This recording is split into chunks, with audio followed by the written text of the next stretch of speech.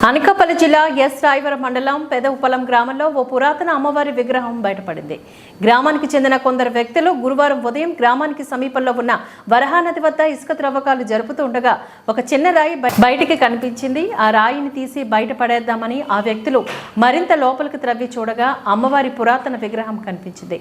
దీంతో వారు త్రవ్వకాలు ఆపివేసి ఆ విగ్రహాన్ని వరహానది ఏటికట్టు సమీపంలో ఓ చోట పెట్టి స్థానికులకు సమాచారాన్ని అందించారు.